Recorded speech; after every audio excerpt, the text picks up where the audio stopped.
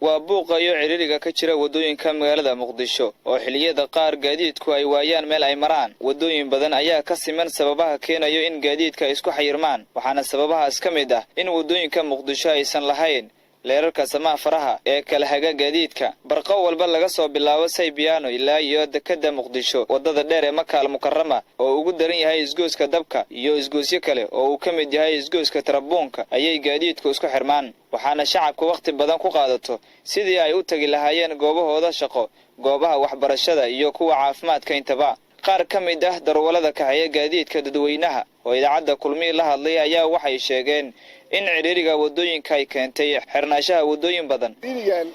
la haysta waa wadada Allah baabuurtii gaar ahaan jidka la yiraahdo wadooyinka Liberia 24 saac ciriiriga la haysta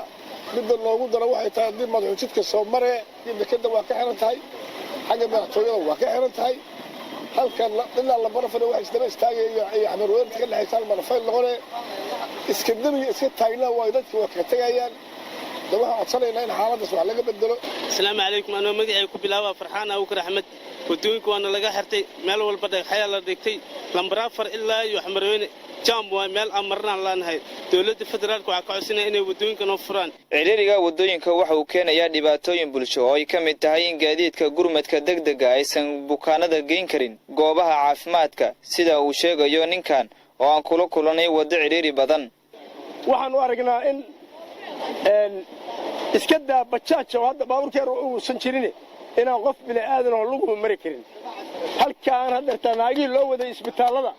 iyo kuwii ma taqaanaa iska dhibaray dhikarka qabay kullu geedaas oo ku hoos daadsan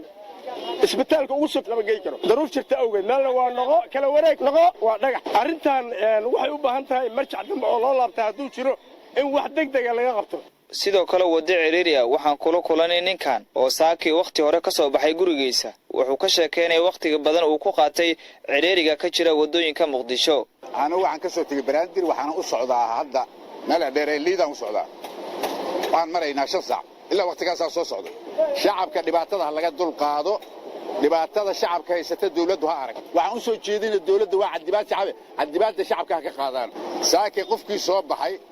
ilaa haddaan soo socday waxaan maraynaa saacadan qofkii xaruunsana waa ka daran yahay qofkii jirana waa ka daran yahay. waa kaalin muhiim ah oo ka maqan shaqada ciidanka ilaalada wadooyinka Muqdisho oo ay tahay in ay maareeyaan mashquulka gaadiidka magaalada Muqdisho. sidoo kale leerka samaafaraha ayaa fududeyn kara isu socodka isgoosyada caasimadda Muqdisho.